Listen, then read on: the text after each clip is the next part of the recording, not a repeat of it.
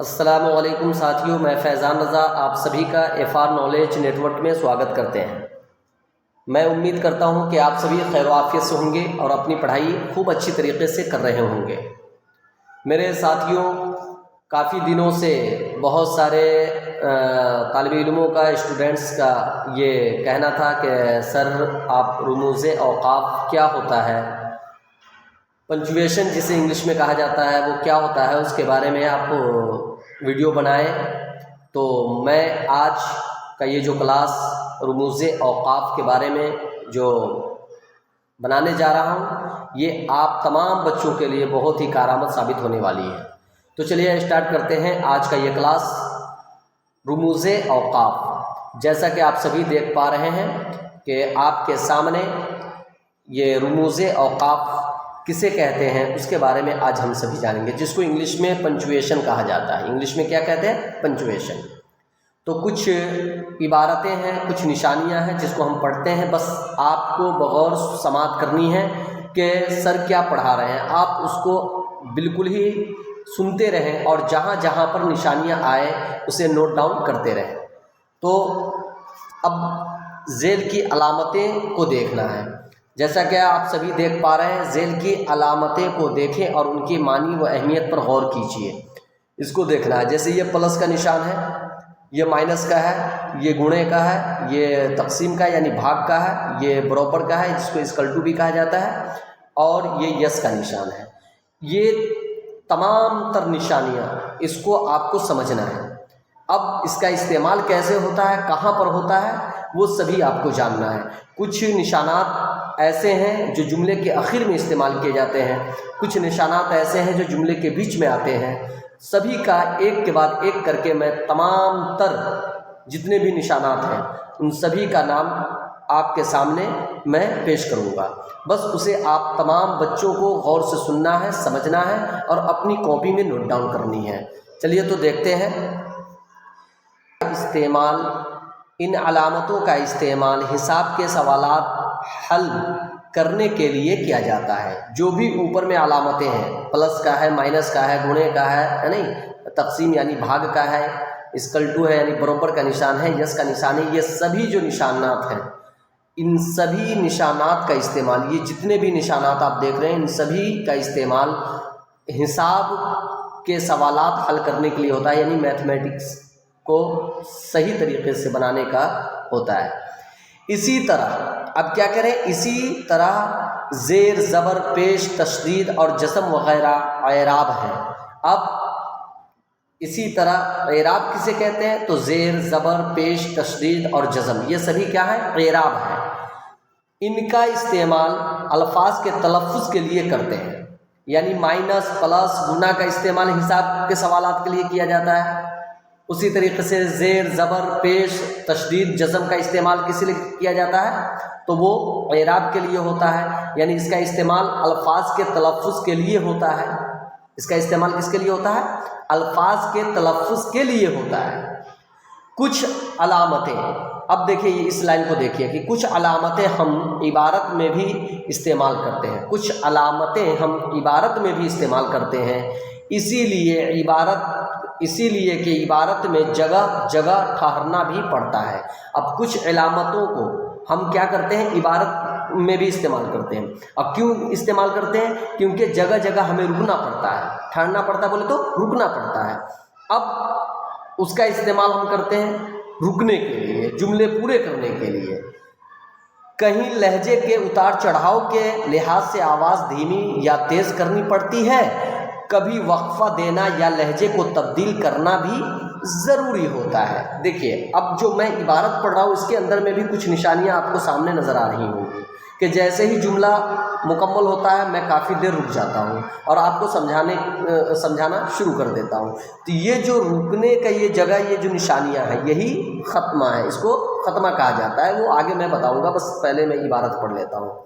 اسی طرح کچھ علامتیں ہیں جو وقفوں یا لہجے کی تبدیلی کو ظاہر کرتی ہے۔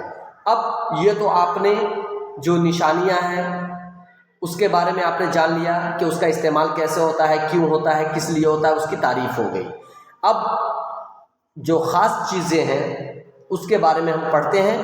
جیسا کہ آپ سبھی دیکھ پا رہے ہیں، یہ ہائی لائٹڈ جو یعنی کہ ہائی لائٹڈ جو لائن ہے اس کو دیکھیں گے. باکس کے اندر جو لکھا ہوا ہے اس کو دیکھیں گے. کیا لکھا ہوا ہے کہ وہ خاص علامتیں جو عبارت کو صحیح طور پر پڑھنے کے لیے ضروری ہوتی ہیں انہیں رموز اوقاف کہتے ہیں. انہیں رموز اوقاف کہتے ہیں. یعنی کیا کہتے ہیں؟ پھر سے دہرائیے اس کو کہ وہ خاص علامتیں جو عبارت کو صحیح طور پر پڑھنے کے لیے ضروری ہوتی ہیں انہیں رموز اوقاف کہتے ہیں. اب نیچے دیے گئے جملوں کو با آواز بلند پڑھیں. اب نیچے کچھ جملے ہیں، خانہ الف ہے اور خانہ با ہے.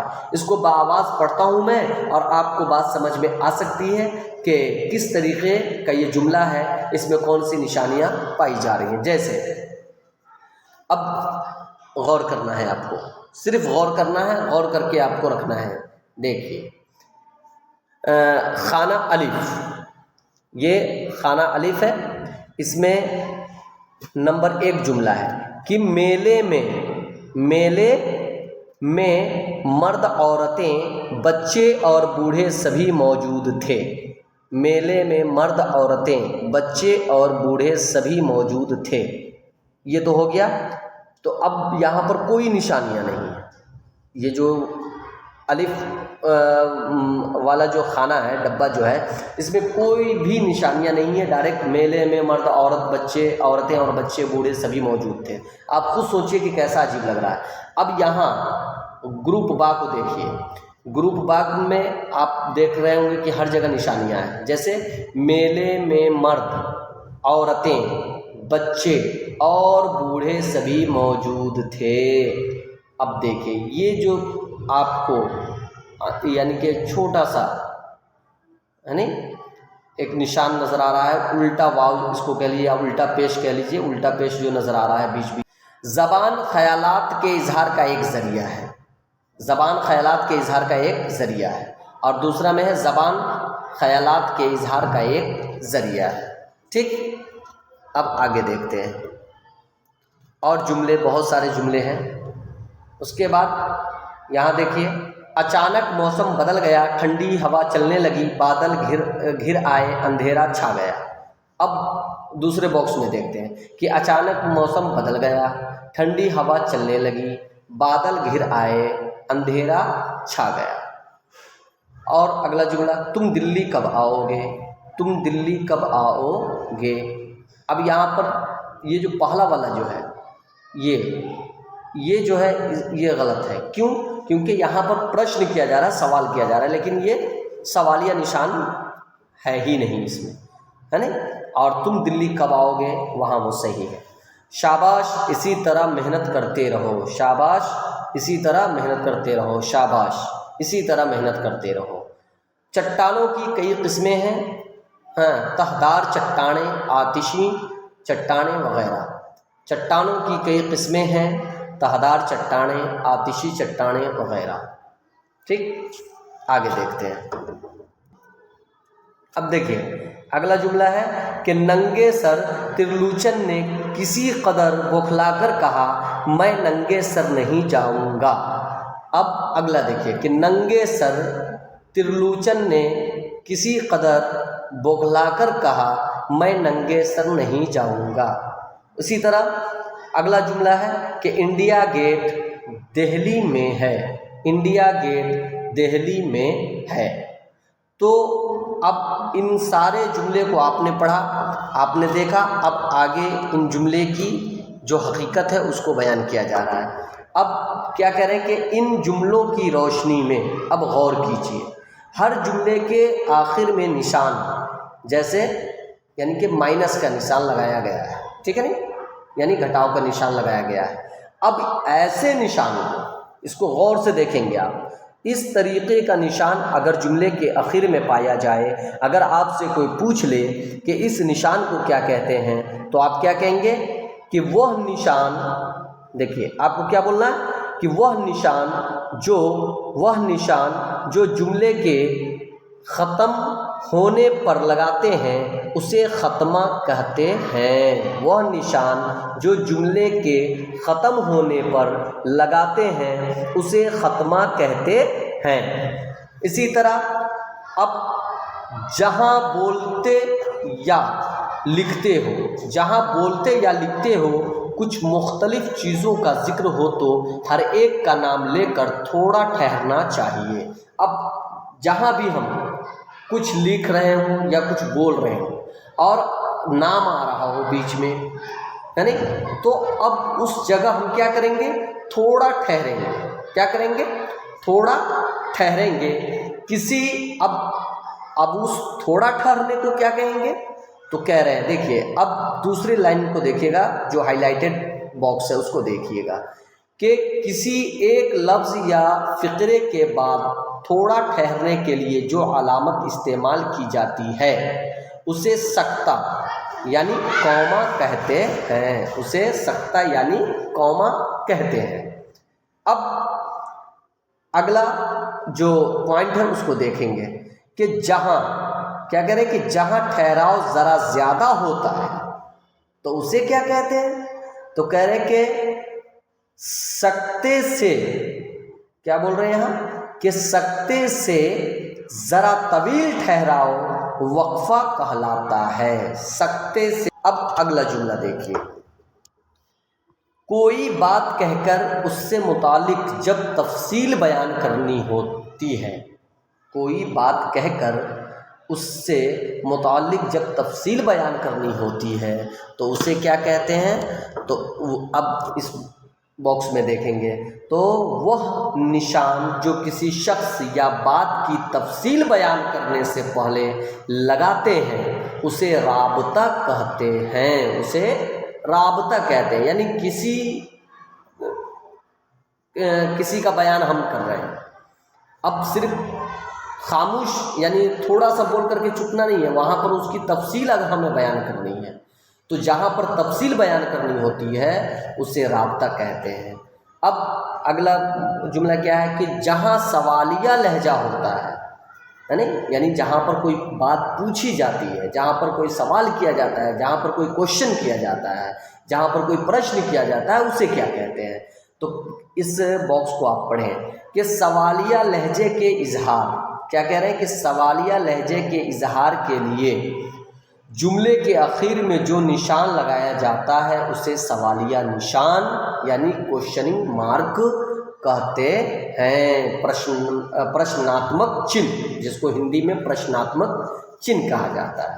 اب اگلا ہم دیکھتے ہیں، یہ سبھی نوٹ ڈاؤن کرنا ہے بیٹا آپ سبھی کو، یہ جتنے بھی میں نشانیاں رموز اوقاف کے جو سائن ہے، جو نشانی ہے وہ میں دے رہا ہوں، سبھی کو آپ کاپی پہ لکھ لیں اور اس کو نوٹ ڈاؤن کر لیں، بہت ہی کارآمد ہے یہ۔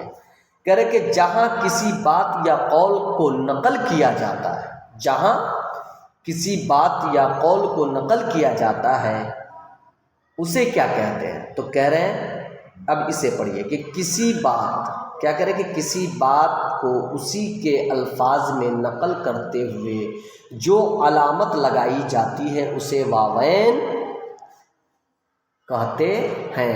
اب واوین کیوں کہتے ہیں؟ کہ یہاں پر کیا ہوتا ہے، شروع میں بھی ڈبل واو ہوگا اور اخیر میں بھی ڈبل واو ہوگا، یہ دونوں واوین کہلاتا ہے۔ کیا کہلاتا ہے؟ اس طریقے کی جو نشانیاں ہوں گی وہ واوین کہلائیں گی۔ اس طرح کی نشانیاں، اس کو آپ اپنی کاپی میں ڈال لیں، واوین کہا جاتا ہے، ٹھیک ہے۔ کہہ رہے جہاں فوری حیرت، استعجاب، خوشی یا غم کا لہجہ ہو تو وہاں پر ہم کون سی نشانی استعمال کرتے ہیں یا اسے کیا کہتے ہیں؟ تو آپ کے حرف نشاط، حرف تعسف یا حرف ندا یا جوش و جذبے کو جس نشان کے ذریعے ظاہر کیا جاتا ہے اسے فجائیہ نشان کہتے ہیں۔ اسے کیا کہتے ہیں؟ فجائیہ نشان کہتے ہیں، ٹھیک ہے۔ اگلا جملہ دیکھیے کہ جہاں کسی بات کی اضافی یا توضیحی شکل ہو یا دوسری زبان کا لفظ ہو اس جگہ کیا استعمال ہوگا؟ تو کہہ رہے ہیں کسی بات کی اضافی شکل، کسی بات کی اضافی شکل یا دوسری زبان میں پیش کرنے کے لیے اس بات کو جس علامت کے ساتھ ساتھ لکھا جاتا ہے اسے قوسین کہتے ہیں۔ تو اب جس کو بریکٹ بولتے ہیں نا، یہ ہے، یہ قوسین ہے، ٹھیک ہے۔ اس طریقے کی نشانی جو ہوتی ہے وہ قوسین کی ہوتی ہے۔ چلیے اب آگے دیکھتے ہیں کچھ۔ دیکھیے کیا کہہ رہے ہیں کہ اگر ہم ہموار لہجے میں بھی بولتے ہوئے آواز کے اتار چڑھاؤ کے بغیر مسلسل بولتے جائیں تو سننے والا ہماری بات کا مطلب کچھ کا کچھ سمجھ سکتا ہے۔ اسی طرح لکھتے ہوئے بھی ہمیں اپنی تحریر میں ٹھہراؤ اور لہجوں کے مطابق علامتیں لگانی چاہیے۔ ان علامتوں کو رموز اوقاف یعنی پنچویشن کہتے ہیں۔ رموز رمز کی جمع، رمز کی جمع، نشانات اوقاف وقف کی جمع۔ نشانات یہ نشان کی جمع، اوقاف یہ وقف کی جمع، ٹھہراؤ، ٹھیک ہے، یہ ہوتا ہے۔ اب ذیل کے خانے ہیں، اس کو آپ اگر چاہیں تو اسکرین شاٹ لے لیں کہ ذیل کے خانے میں ان رموز اوقاف کا تعارف پیش کیا جاتا ہے، یعنی اس کی نشانیاں دی جاتی ہیں، اور اس کا نام کیا ہے وہ سبھی آپ پڑھیں گے۔ دیکھیے اب اس کو آپ چاہیں تو اسکرین شاٹ بھی لے سکتے ہیں، یہ آپ کو بہت فائدہ دے گا۔ علامت ہے یہ سبھی علامتیں ہیں یہاں تک، ٹھیک، اور یہ نام ہے اس کا، اور یہ جملے یعنی اس کو کہتے کیا ہے، استعمال کیسے کرتے ہیں، ٹھیک ہے، وہ طریقہ بتایا گیا۔ تو چلیے ہم دیکھتے ہیں۔ نمبر 1، سکتہ، جملے میں مختصر وقفے کے لیے۔ سکتہ کس لیے ہوتا ہے کہ جملے میں مختصر وقفے کے لیے ہوتا ہے۔ وقفہ سکتے سے کسی قدر طویل وقفے کے لیے، یعنی سکتہ سے تھوڑا زیادہ طویل وقفہ جو ہوتا ہے اس کے لیے۔ اچھا، ڈبل ڈاٹ جو ہوتا ہے رابطے مفصل ہم خیال مختصر جملوں کو ایسے ہی دوسرے جملوں سے جوڑنے کے لیے ہوتا ہے، ٹھیک ہے۔ وہیں ختمہ کہہ رہے کہ جملے کے خاتمے پر استعمال ہوتا ہے، جو یہاں استعمال کیا گیا ہے، ٹھیک۔ اسی طرح سوالیہ، جملے میں سوالیہ اظہار کے لیے ہوتا ہے، ٹھیک ہے۔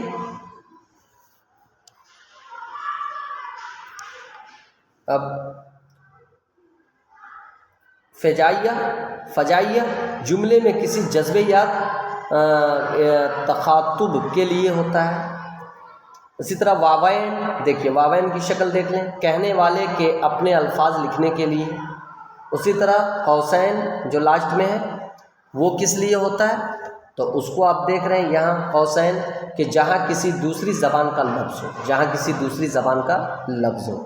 اب آپ کہو گے یہ کیسے، تو آپ کو میں نے ابھی دکھایا تھا یہاں پر کہ ایک جگہ انگلش میں ہے نہیں، یہاں دیکھیے، یہاں کوما کا نام ہے، آپ دیکھ رہے ہوں گے، تو دوسری زبان یہ انگلش کا ورڈ ہے، اس لیے ہم قوسین استعمال کر دیے۔ کوما ہے نا لکھا ہوا، تو یہاں پر قوسین کا استعمال کیا نا، یعنی کہ آپ اردو پڑھ رہے ہیں اور اسی بیچ میں انگلش کوئی ورڈ آ گیا تو اس کو قوسین بنا کر تب بیچ میں لکھنا ہے۔ اسی طرح اردو پڑھ رہے ہیں، وہاں پر ہندی آ گیا تو ہندی قوسین بنا کے لکھ دینا ہے، تو یہ قوسین کا استعمال ہوتا ہے۔ تو میں امید کرتا ہوں کہ آپ سبھی کو یہ ویڈیو بہت ہی اچھا لگا ہوگا۔ انشاءاللہ پھر اگلے ویڈیو میں نیکسٹ باتیں کی جائے گی۔ اجازت دیجیے اگلے ویڈیو کے لیے، اور میرے اس ویڈیو کو زیادہ سے زیادہ شیئر کریں، زیادہ سے زیادہ آپ سبھی بچے اس کو پڑھیں تاکہ مجھے پڑھانے